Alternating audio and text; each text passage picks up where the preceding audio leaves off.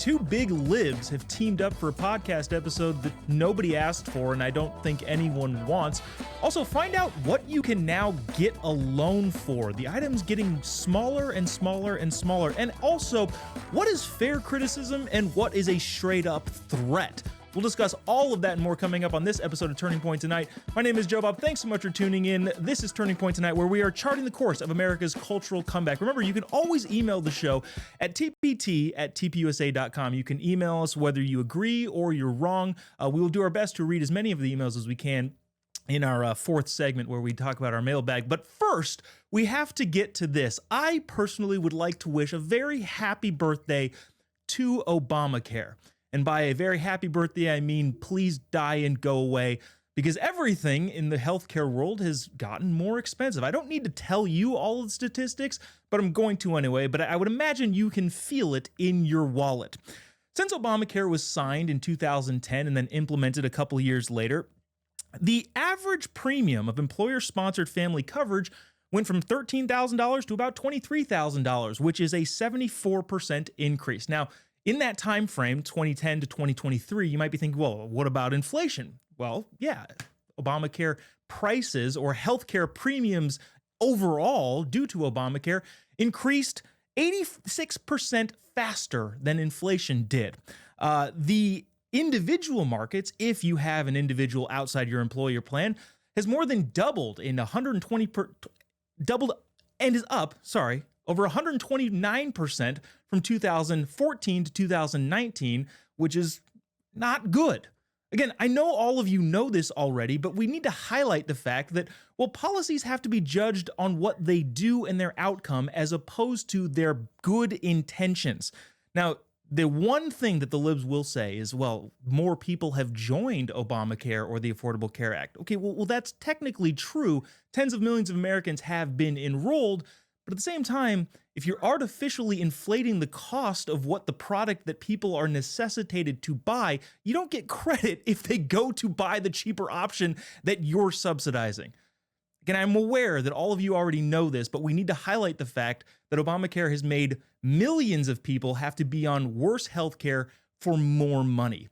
Here to comment on that and a bunch more other stuff is a friend of the show, Turning Point contributor, as well as many other things involving former police officer, host of the Brandon Tate Show. Brandon Tatum joins us live to comment on all that and more. Brandon, how you doing? I'm doing well, man. Thanks for having me on. So just your thoughts overall, right? We've seen Obamacare and kind of the damage and destruction that I think it's done to my personal wallet. But overall, right, said to be a great thing. Look at how fantastic this plan is. And 15 years later has made healthcare more expensive and worse for tens of millions of Americans. Yeah, I agree 1,000%. My mama had a big issue with Obamacare as well. She was forced to do it. They had the mandate initially, and it's a Ponzi scheme, if you ask me, to a certain degree. I think the government should not be directly involved in trying to force people to have a particular health care and set the price of the health care. We've seen this happen time and time again. You can look at the Canadian healthcare system. When you try to socialize medicine, it doesn't work well. I don't know why anybody think it makes sense. I mean, you could just do simple math. You compile 370 million people or so, or 350 million people into a particular healthcare system, and everybody has the same equal coverage. Then when someone has a catastrophe that happens, the system will be flooded. Everybody is going to run to the hospital for any given thing if it's all free. You see that happen with people who are illegally in our country, people who are on food stamps and welfare. As soon as they get a ding or they get an ache and a pain, they run straight to the emergency room. And what does that do for the people who are really paying into the system and they really need help? The system is clogged.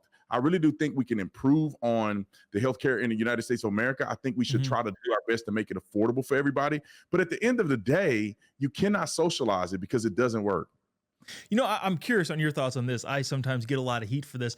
Unfortunately, I think we might be headed down the road to single-payer healthcare, in which case my response as a conservative is, well, okay, cool. Well, you don't get to do a lot of things. I'll be going slapping Big Macs out of hands, cigarettes out of people's mouths, because if we're all paying collectively, would that diminish what you're able to do in a free society, considering that, well, I don't want to have to pay for all of the medical missteps that other people have made? Is that a fair assumption?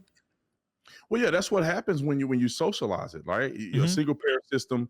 How do we maximize? We see those go into our system and figure out how do we maximize the taxpayer dollar. You should do the same thing with healthcare. This is what many healthcare providers are doing, and it's benefiting certain people who want to be healthy and who live a healthy lifestyle. But look, if we're all going to be responsible for the central system of Medicare or care for our medical needs, then we need to make sure it's maximized. So therefore, I think that if the government going to put their hands in that, then we need to start controlling whether people are consuming these things that we know that are causing them to have cancer, causing them to be obese, causing them to have all of these medical issues. And we also need to look at the Fauci ouchie, if you know what I'm saying, the injections they're giving our young people. Well, what's the residual effect of that? How many illnesses or diseases are caused from things that are not properly measured or researched? Then we have to look at all of that. And the very people that want to push this, they are probably not going to be okay with the mandates that come along with it. That's the problem when you have government take over, because on both sides, whether Republicans want it or Democrats want it, when you have the government take over, now the government can now control what you do in your personal life. And I think people doesn't want that. You either want the government to control you or you want autonomy. Autonomy is a risk of freedom. And, the government controlling is going to be the risk of you not having any freedom at the betterment of what the government decides for you. And so I think that in reality, we have to balance the two. I think that it's hard to have people just caught on a limb where they're out struggling to have medical needs provided. I think they're these medical institutions are taking advantage of people. I mean, you name it, it's there. But I really do believe that we need to find a happy medium. And if both sides had a clear, fair evaluation of love for the American people, I think that we could come to a conclusion. But instead, they just fight each other the whole time and we get nothing done. Yeah, you know what I've always wondered why the libs aren't a fan of things like Doge, right? The more efficiently the government spends the money, the more that we can do, especially considering all of the stuff that they want to do. But for some reason, they hate it. They hate it so much that former Congressman Jamal Bowman, the guy who pulled the fire alarm, went on one of the cable news channels and said something interesting. The only reason I'm going to play this is because of Elon's response. So listen to this clip, and then we'll see how Elon responded and see if this is the correct way of going about things. That's not true. And this shows, again, the American people do not trust Elon Musk. And Elon Musk is incompetent in his position.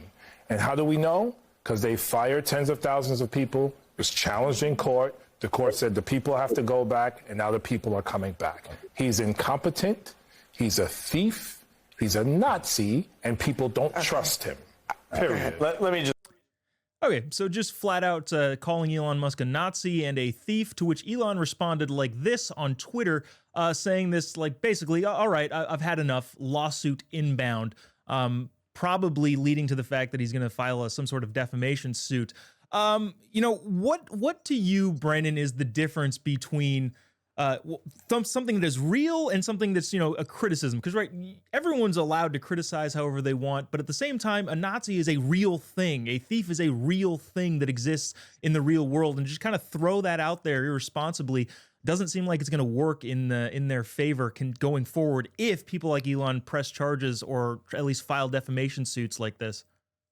Well, there's two components that compromise or that encompass in a lawsuit like that, right? First, you got to have damages, and then you got to have a malice to it, right? Meaning that somebody said this knowingly and intentionally that is false, and then you have repercussions that come along with this narrative. And that's exactly what Bowman is doing, is he's calling Elon Musk a Nazi, and it's unfounded. He didn't articulate anywhere whatsoever how he's connected with the Nazi party or that he's any way, shape, or form associated with Hitler. And so if you can't prove that in good faith you're saying this, then you're already in one violation. But then we see how people are so deranged. They're burning Teslas. They're attacking people who have Teslas. They're going after the facility. They're hoping for the fall of the stock of a company that he owns. So not only is the words being done in malice, there's also damages. Now, will it go anywhere? I don't know. But I'm pretty sure the richest man in the world could bankrupt a person like this who goes on the news time after time again, defaming his character. And I'll say this, Bowman is the last person on planet Earth that should be saying anything about anybody. He should be in jail. I don't know how he's not in jail. He literally created a false alarm situation by pulling the fire alarm And then he lied about it to the public. And he also did it to obstruct the vote. They were having a congressional vote, and he did that to stall the vote so he can get there and some other people can get there to make it to the vote. That's insanely crazy to me. And these people, the same ones that commit crimes, point the fingers at other people and say, well, they're the ones that commit the crimes. The same people who have a Nazi-esque perspective, which means that Bowman, I guarantee you, you go look at his thoughts on Israel, look at his thoughts on the Jews. I bet you almost $1 million that he's anti-Jew, but yet he's pointing at Elon Musk and claiming he's Hitler. And so these people are insane to me. And at some point, I hope to God that they're held accountable for the things that they've been doing. Yeah, Brandon, I got to push back on that a little bit. Sometimes when a door is locked, I look for the fire alarm. I assume that opens it, right? Isn't that how that generally works in most buildings? Yes, especially when there's a sign on it that says, this is not an exit fire alarm, like a fire exit only. Then it's a sign in front of the door. It's signs on the door. It's a sign in front of the door that said, do not enter the doors. So somehow that means, I don't know if he's dyslexic or not, but somehow that means go up to the door, rip the sign down, push the sign out of the way, pull the fire alarm, and then walk out. Maybe that's what it actually said. And we're all crazy and deranged. It actually told him that if you can't get to the door, then pull the signs down and pull the fire alarm. I mean, that guy is a complete, he's a grown man acting like this. And I don't understand how it's acceptable in Congress. It's definitely unbecoming of a Congress member. Yeah, and I think anything we say here doesn't qualify under defamation because there's a visible proof that Jamal Bowman is a very, very dumb man. Brandon Tatum, we'll be back right after the break to discuss the two libs that have teamed up in a podcast that, again, nobody wanted. We'll also check in with White House correspondent Monica Page at the White House. Don't go away. We'll be right back after this.